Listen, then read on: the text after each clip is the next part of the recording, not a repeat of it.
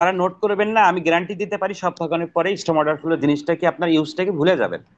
তো নোট করি সে কথার কথা, এইখানে আমাদের একটা রেড ক্যান্ডেল আসলো, তারপর কি হলো, এমন একটা ক্যান্ডেল আসলো।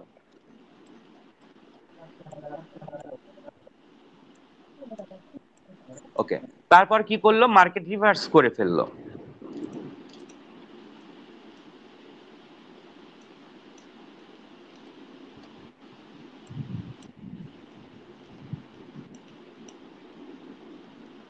আমি যেভাবে আঁকতেছি সবাই সেভাবে আঁকানোর ট্রাই করি। এরপর মার্কেটের একটু কমন সেন্স, আজকে শুধু কমন সেন্স নিয়ে কথা হবে। কমন সেন্স কি বলে, নেক্সট ক্যান্ডেল কি রেড না গ্রিন?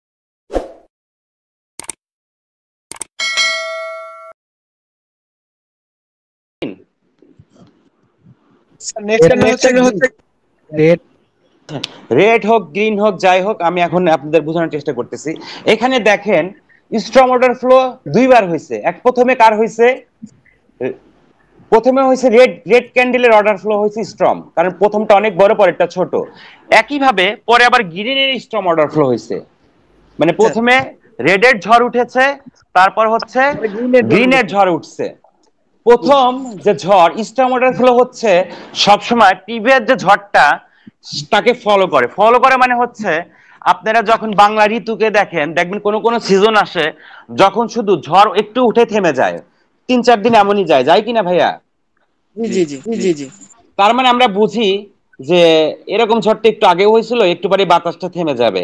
সেম ঘটনা কি আবার রিপিট হয় কিনা? জি স্যার।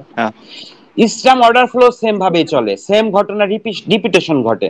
যখন রেডের অর্ডার ফ্লো কি হয়েছে, ঝড়টা উঠে বড় ক্যান্ডেল থেকে ছোট ক্যান্ডেল আসছে, একইভাবে গ্রিনেরও বড় ক্যান্ডেল থেকে ছোট ক্যান্ডেল আসছে। তখন যেহেতু এই ছোট ক্যান্ডেল আসার পরেই মার্কেট রিভার্স করে ফেলছে, সেম ভাবে যখন গ্রিনের একই অর্ডার ফ্লো হয়েছে, মানে স্ট্রং অর্ডার ফ্লোটা হয়েছে, তখন আমরা 80% শিওর এমনি হয়ে যেতে পারি নেক্সট ক্যান্ডেলটা একটা রেড ক্যান্ডেল আসতেছে। কথা কি বোঝা গেল? লজিকটা কি একটু মাথায় ঢুকলো? জি স্যার জি স্যার। জি ভাই জি ভাই।